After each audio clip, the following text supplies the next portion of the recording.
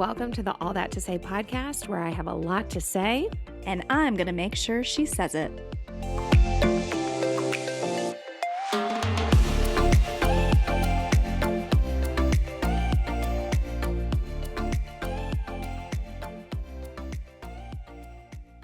Okay, great, because I curled my hair for the first time. Oh my gosh, here you both today look beautiful. Thank you so much. I'm so sorry that I wasn't able to come earlier. I just had a meeting right before this, but thank you so much for accommodating. You do not have to apologize to us. We were like, we're the peasants. He's the king. How is this even happening? And so we kind of wanted to give our podcast. So we are All That to Say. So it ends in ATTS. So we just say ats for short. So we're both big cat people. So we call our listeners podcats. Yeah. Love it. And should I tell them about this right away? She did something special for you. Okay. Regarding cats. Okay. So since we're cat people and we call our people the podcats, your cookie cutters chapter about the cat asshole cookie cutter, like just sending you over the edge. So I bought it on Amazon. Oh my God, you found it. No, not only did I find it, I made the cookies. She did it for you. For you. Oh my God. Okay, well, you have to send me a picture of these cookies. Okay. I'm going to send you the cookies. Yeah. Okay, so there is this chapter in the book about this cat's bare ass cookie cutter, and a few people have DM'd me, not a ton of people, but a few people have DM'd me being like, oh my God, where is that? And I'm so glad that you found it. It's on Amazon. It's on Amazon. It got everything. here in the next day. And I made these cookies this morning just to show you and say, you are now a podcast. You're a podcast. Whether you like I'm it. honored. Yeah. Listen, she's not saying it, but she used to own a bakery. And so she knows whatever the secret recipe is. You know, you mentioned the cookie dough. Does it go too flat? Does it go too wide? Mm-hmm. Obviously, she knows exactly what to do. Yeah. Okay, so I need the recipe and the picture. I have a recipe. I have a blog post. I have all the things because in my other life, I'm an influencer, but I like being a podcaster a lot better. Yeah. Because I get to do her. I just texted myself Amazon for the cookie cutter. Okay, sorry. I'm going to send you the link. I want to make 12 cents off of you shopping through me. Okay. Okay, perfect. Also, I just learned about that influencer link on Amazon, and I'm signed up through there too. But yeah, it is like 12 cents. Like it's pennies. Now it does add up if you have enough people shopping it. But I would need 100 people to buy this cookie cutter to just make back what I spent on the cookie cutter. That's right. Okay, but the truth is, we're finding those 100 people right now. Yeah, we are. This podcast is going to find those 100 people come hell or high water. Right. But we wanted to thank you so much for doing this, Danny. Again, like we're honored. We are huge fans of yours. Huge fans. And listen, it feels like you're doing a press tour, and I know you're doing so many podcasts back to back to back. But you have to know from the bottom of my heart how much this means to me to sit here and chat with you. I feel like. Are you gonna cry? Yeah, I know you are. Oh no, don't cry. I'll cry. And so we have to show you, like. We are not just like, oh, let's talk to Danny. Like, we are real deal Danny Pellegrino fans. Yes. Stands, the kids would say. Thank you. I paused your podcast to come in here and now talk to you. Yeah. That's right. Thank you. I listened to it while I did my hair. Yeah. Yeah. Ladies, I'm just so excited to be here. And I got to know you a little bit in Las Vegas. And so, yeah, I was very excited this was one of the things I was most excited for. Oh, Danny, thank you. Oh my gosh, flattered. Because we didn't even have our wristbands to BravoCon yet. Like we had tried to buy all the things, but we didn't even have them yet. We had only booked the hotel when they announced the dates. And then we hadn't bought our plane tickets yet because we still were waiting on the wristbands. However, when you announced that you were going to be signing your book at the Barnes & Noble in Las Vegas that Thursday night, Kristen said, we're going to that. We're going. We will go to Vegas. We will weasel our way in. Yeah. We will figure it out. We can do this. It will be, if the only thing we get to do is meet Danny at that book signing, it will be worth it. Oh, thank you. And that's the Bravo way, I think, is to just go into it blindly and figure it out along the way. It's the Bravo way. And then one of our podcasts said, I can't go to BravoCon anymore. My best friend and I wristbands to sell. So we were able to get the wristbands, but just know that we had signed up for your book event before we even had tickets to BravoCon. Thank you. I thought for sure nobody would come. I was like, nobody's going to come to, because it was in Henderson, which I knew was off the strip. We know. Like, nobody. Yeah, it's like 25 minutes and it was in a strip mall. I was like, nobody's going to show up. So I was so grateful to you both and all the people who showed up that day. There was still a line, and we had aimed to get there right when it started, but we couldn't because we were like getting ready for you. We wanted to bring our looks. We wanted 90s fashions. And you did. Yeah. And we had to put a lot of thought into it. Again, this was our Super Bowl. And so it did take us a little bit to get there, but there was always a line in front of us and behind us. And you spent so much time with everybody. And then I shot my shot. I said, would you do our podcast? And you said yes. And I genuinely thought like, well, when I email him, am I even going to hear back? And then I did. And it was so cool. Well, I'm glad we got to be here to do this. Did you both have fun at BravoCon? Like, tell me about your experience. Oh, yes.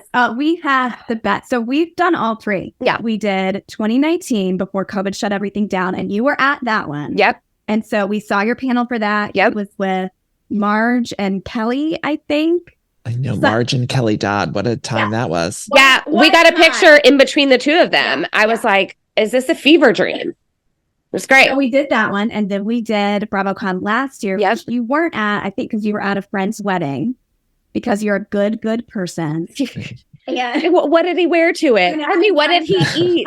I really did want to go to the BravoCon last year. And did he get the fish, the chicken, or the steak at the wedding? What more? I got the chicken. On your post, like, well, now we know where we're Danny, because a lot of us were asking, and you know, Kyle Richards comes out and I hear a woman across the way go, Splits Richards. Yes. I know that there's Danny fans in the crowd, but you weren't there. And I understand it's fine. And then we came here and had the best freaking time. We met so many people. Not to interrupt you, but what year was the best year? Which year do you think was the best? This one. Yeah. Okay. So 2019, I think, was special because it was so small, right? They sold 10,000 tickets. It was very small. It felt more intimate. However, the 3 different venues where you had to Uber or walk, I didn't like that. Great distances to get there. That was a little bit tough, but that was special because it was the first one. There weren't a ton of people. We really felt like we got to meet Bravo celebrities. Oh, yeah. I mean, we'll, like I said, we'll weasel our way into anything. So we always have the greatest time. Last year, I still thought was great in New York with it just being in Javits. I think that helped, but it was humongous. Yeah.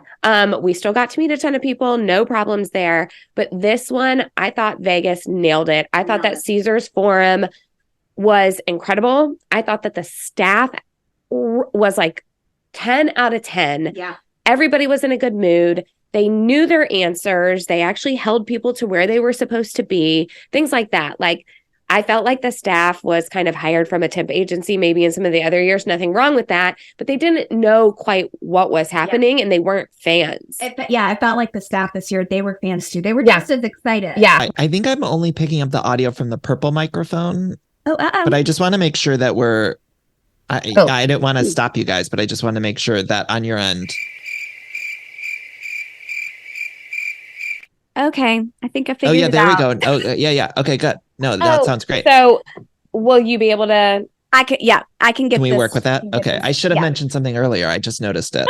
Okay. Kristen's our sound engineer. Oh my gosh, Annie, it is Kristen, so hard. Isn't it a nightmare? It's so much work. It's a nightmare. And I was actually going to ask you that because you've been doing this a long time. Yeah. I always screw it up. I always have problems. Are you still the one that's doing your editing? You're doing it all. Oh yeah. I still edit my show. I still book. I still do everything. My significant other Matt, he will take if I do book the guest. Book the guest. But what he does is he'll take, if I do an interview over Zoom, he'll put it in the video format to go on YouTube. Okay. But with the podcast feed and everything, and even with YouTube, I'm uploading and doing all that stuff. But he does put it in like a template for YouTube for the interviews. How many years now have you been doing this? I started at the end of 2017. Yeah. And there's been different times where I've tried to figure out how to sort of delegate the responsibility, but I'm also such a control freak. And so I like to be in control of it. So it feels like it's just easier at this point. I'm sort of on, I'm so used to it now that I can edit really quickly and I can do the stuff pretty fast. So Yes. I feel like it just is easier to do it that way. But I don't know. Are Eventually I keep thinking.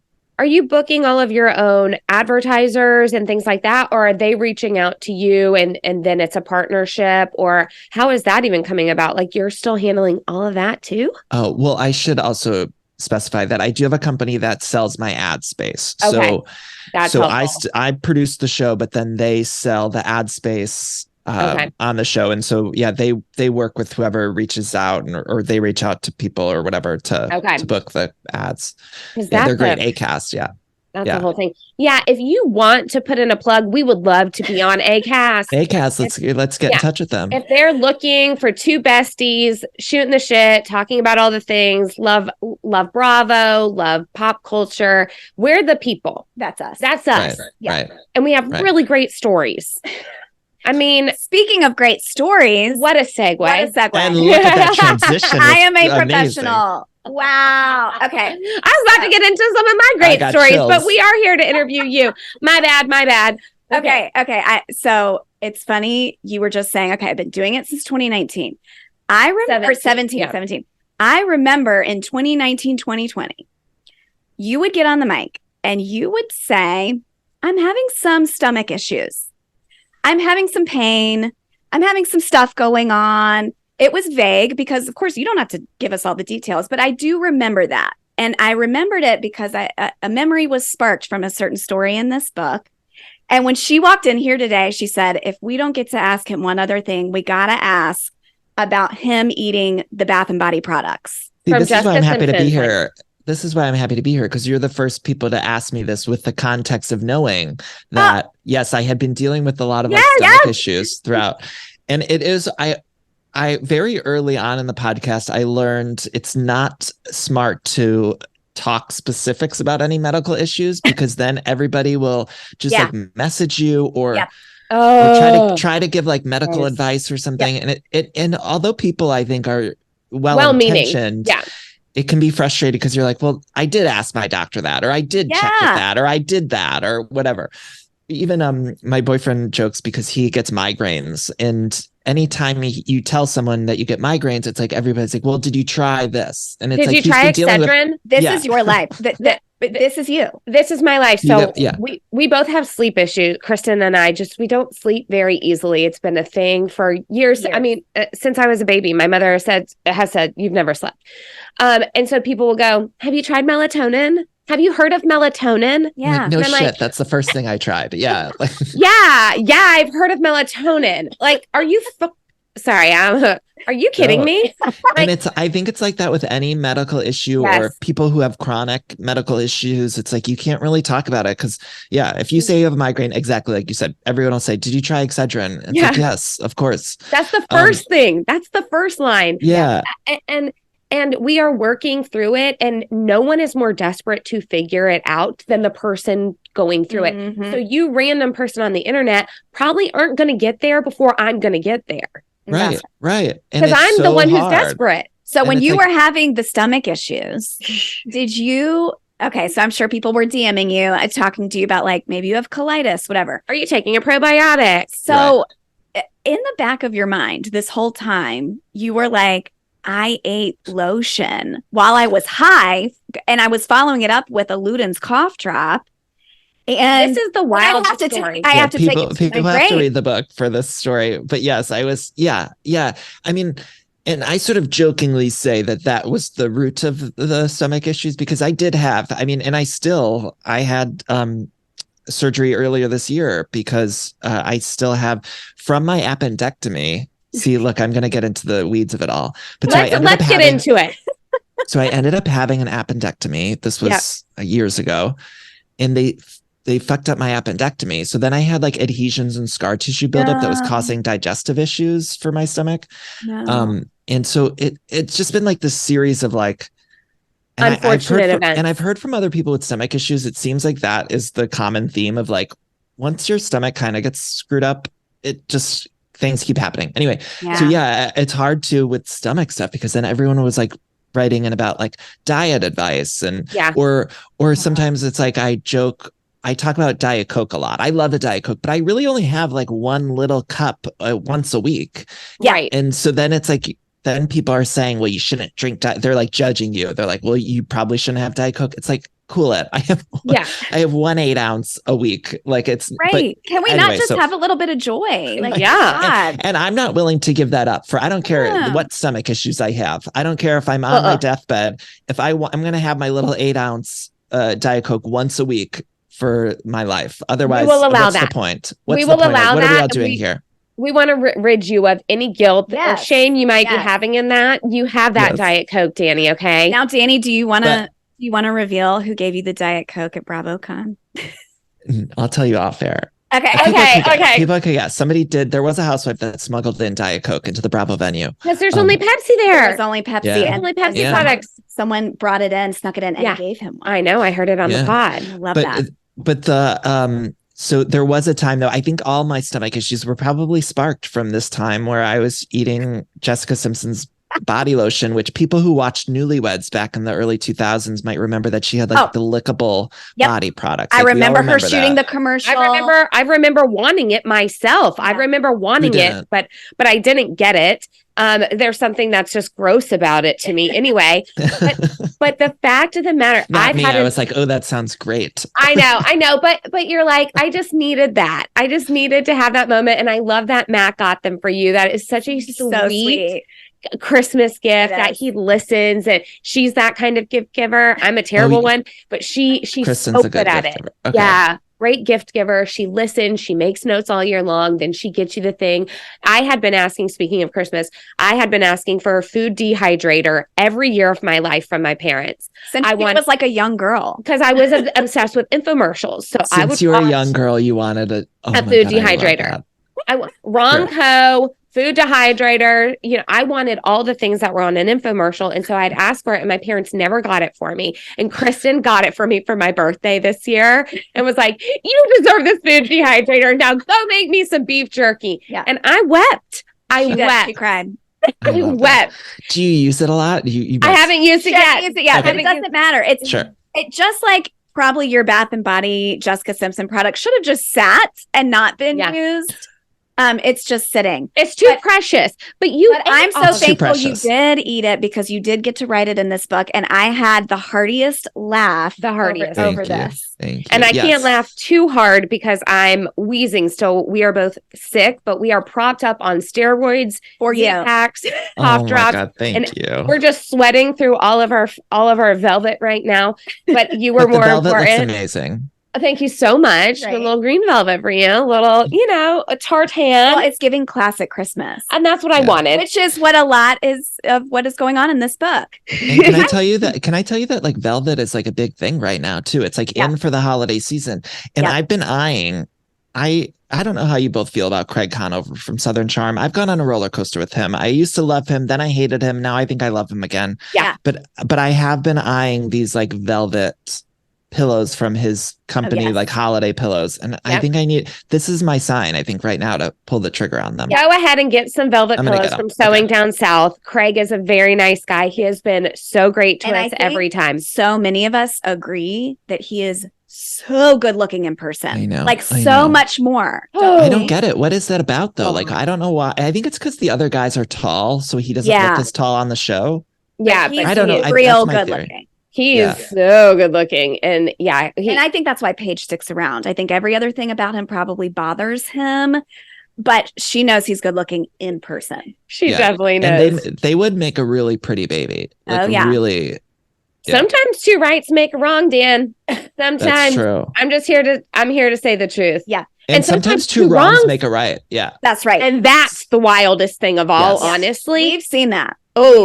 We've seen that. And even siblings. Yeah. Where one got all the right genes and wow. You just never know. You never know. I have two older brothers, and my oldest brother is really short, but nobody in our family is short. And then the middle brother and I are really tall, but no one's tall either. Both of our parents are like sort of average or maybe even a little below average height. Yeah. But my middle brother and I are both 6'3", and then the oldest brother is like 5'8", 8 or not something. Like he's short, but Yeah, we noticed how tall Who you were knows? at the book signing because your knees were literally like under the table, Yeah. like a tarantula. gosh. You could No, tell, but like a really cute one. yeah, but like Okay. I could tell how tall you were. I was like, those are his legs. You just don't know online. I had And no Craig's clue. tall. Craig's, I think, my height or taller. Or Yeah. like Yes. he's tall. But and it's I don't because think so that comes many of across. those Southern Charm boys are tall. Austin 6'5". When we interviewed Austin, he made sure that when we said, and you're 6'4", he said, no, you're course he 6'5". did. I'm 6'5". Yeah. I was like, Was Austin. how did you like him? Was he nice? I've never met Austin before. Yeah, good. he is. He's nice to us. I helped him with some things like With his beer. yeah, we were paired together for something for Harris Teeter, and so I had to help him pour Trop Pop while he did like a meet and greet, and he was actually really, really nice then. I kind of thought he'd be a douche, and that's how I went into it. I actually talked crap about him on my Insta story leading into it, like, I can't believe I have to go and do this We've all thing with been there. Austin. And then he watched my story. Yeah. He sure He did. watched me say this about him. And then I had to say, actually, you are really nice. And so I take back some of that. I was trying to be funny. Okay. I was trying to be funny. And you know what? Sometimes they need to know. They need to know these They need things. to know. Yeah. And I When did. yeah. And I told him a lot of things while we had the time there. And then I've seen him multiple times. And then he was nice enough to do our podcast. And so he's actually been really, really great. He's been great. And I did insist that he said, Madison. Madison. And he insisted, no, I didn't say it like that. And I was like, well, you did.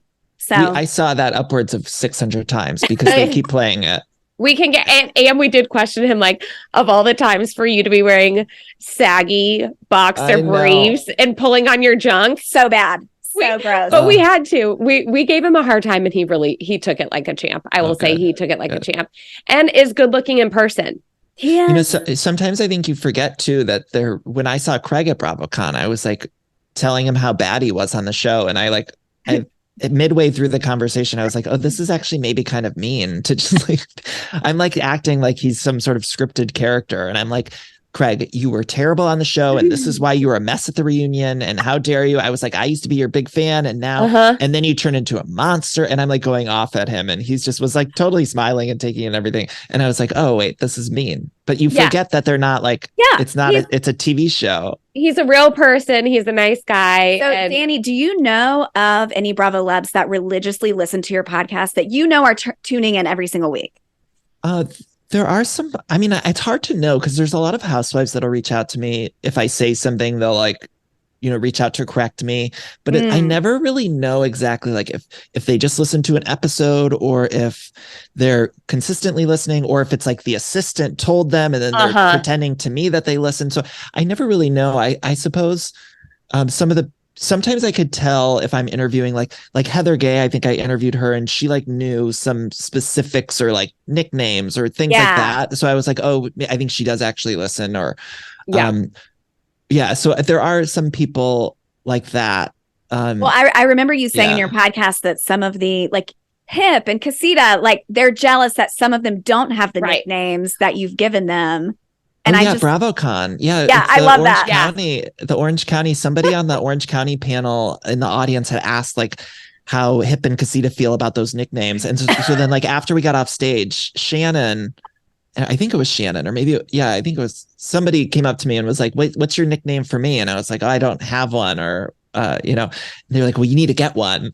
What would hers be? What would even know? Well, maybe it was somebody, was it Vicky or I don't know. I think it was Shannon. I could see Vicky, but I know you just mentioned this on the podcast, but the fact that Alexis is dating Shannon's ex, John Jansen, is one of the wildest things I think. And I don't believe either one of them even like each other or anything. No. Like I think this is all a big thing to get on the show, which is fine with me, and I'm accepting it. We'll still watch it. On. Yeah. We'll play along. Like that's fine. It's so obvious though. So thirsty. It's so thirsty. But it's also like it's a perfect built-in storyline, but it just does feel like so overly like we're just trying to get on the show and he just wants to be on the show and she just wants to get back on the show.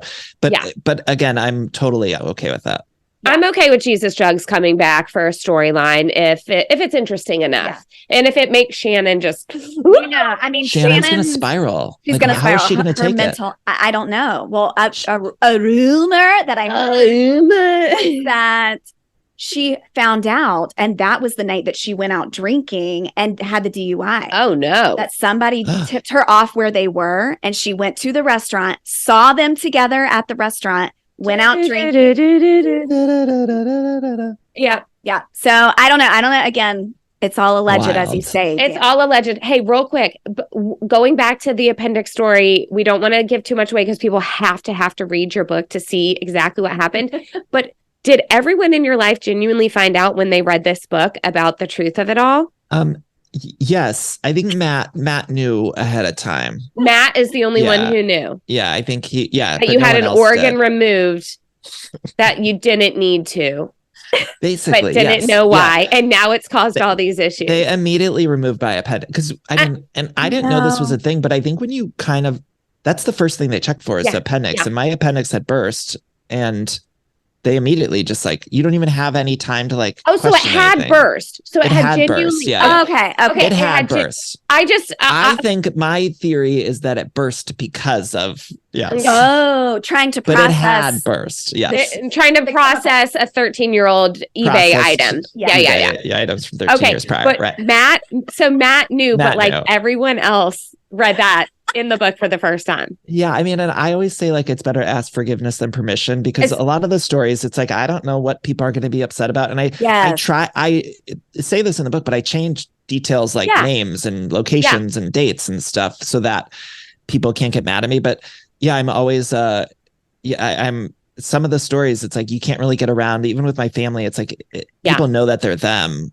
Sure. So I can't really change the names of my parents. People know if I'm saying mom and dad. So it's hard to get around some of that stuff. So I just put it out there and then hope nobody gets too mad at me. And nobody has gotten too mad at me, knock on wood, yet. About anything. So they haven't gotten mad, but have you heard from Pancake and Syrup? Your friend? Yeah, my best friend Jill, actually.